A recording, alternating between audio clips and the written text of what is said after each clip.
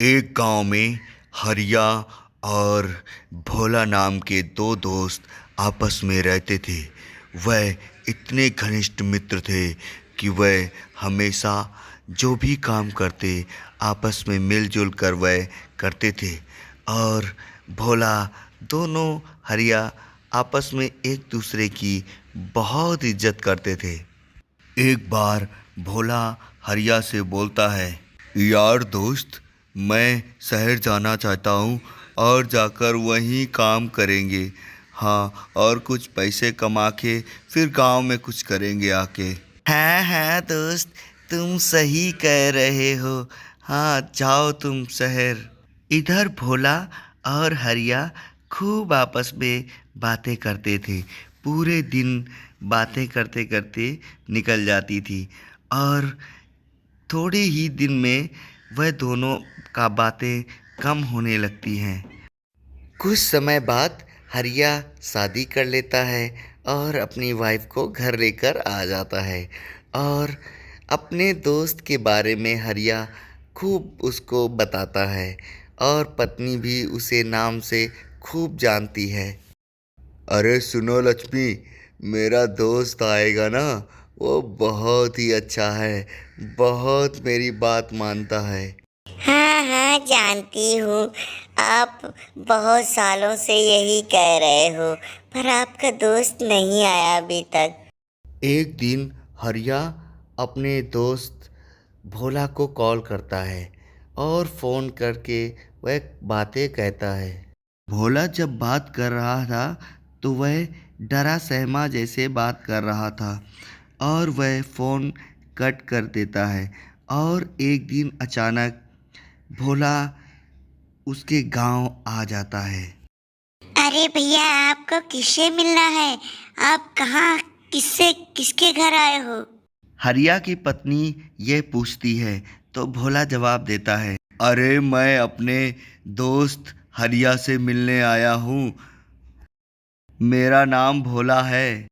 हरिया की पत्नी भोला को जानती थी और उसे अपने घर लेकर अंदर आ जाती है और उसे बैठने के लिए बोलती है।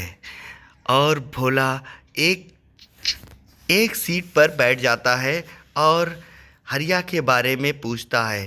थोड़ी ही देर में हरिया वहाँ पर आ जाता है और बोलता है, अरे यार भोला, तू अभी 2 दिन पहले तुझसे बात हुई थी, तू इतने जल्दी आ गया। हाँ हाँ मेरे दोस्त, मैं आ गया, ये है मेरा असली रूप। भोला रोते रोते एक भूत के रूप में आ जाता है और वह भूत के भेष में हरिया के सामने खड़ा हो जाता है। हरिया बोलता है, अरे भोला, ये तुझे किसने बनाया? अय मुझे बता, मैं तेरा बदला लूँगा। अरे भाई, जिस दिन तू मुझसे बात कर रहा था ना, मैं उस दिन अपने सेठ से मिलने गया था कि मैंने उसको बताया कि मैं कंपनी छोड़कर अपने गांव जाना चाहता हूं। और उस सेठ ने मुझे वहां पे बुलाया ऑफिस के अंदर और मुझे डांटने लगा, तो मैंने उसे नौकरी छोड़ने का धमकी दे दिया।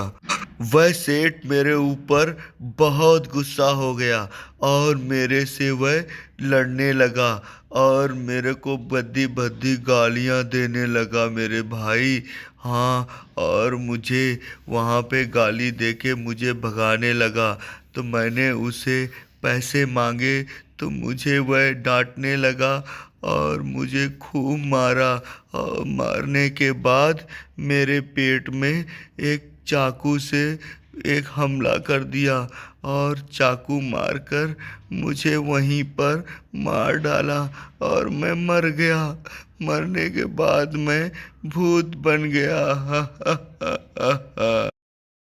हरिया उसको बोलता है, अरे तू बता मुझे, मैं चलता हूँ तेरे साथ और मैं तेरे खून का बदला ज़रूर लूँगा उस सेठ से। हाँ भाई, मैं भी यही सोच रहा हूँ कि मैं वहाँ जाके बदला ले लूँ, इसीलिए तुम्हारे पास आया हूँ मेरे भाई। मेरी आत्मा भटक रही है, मुझे इंसाफ चाहिए भाई मेरे। और भोला और हरिया वहाँ से चल देते हैं। हरिया और भोला भोला अपना वैसे ही रूप में आ जाता है जैसे पहले वह था, और दोनों शहर की तरफ चल देते हैं। और थोड़ी ही देर बाद वह उस सेठ की ऑफिस में आ जाते हैं। कौन हो तुम? यहाँ क्या कर रहे हो? मेरी ऑफिस में बिना परमिशन कैसे आ गए तुम लोग? अरे साले, तूने मेरे दोस्त भोला को मारा है ना, अभी वह आ गया है। अरे रे भोला, तुझे तो मैंने मार दिया था, तू कैसे जिंदा हो गया है? तूने मुझे मार दिया था ना, अब मेरा दोस्त आ गया है मेरे साथ, अब ये बदला लेगा मेरा। हाँ। हरिया और सेठ आपस में तू तू मैं करने लगते हैं और वह दोनों खूब लड़ाई करते हैं। इधर भोला अपने भेष में आ जाता है और भूत में के भेष में आने के बाद वह सेठ उससे डरने लगता है और वह डर कर बोलता है, अरे अरे भोला, मुझे छोड़ दे भाई, मैं गुस्से में आकर तुझे मार दिया था। मेरे भोला, मुझे छोड़ दे मेरे भाई।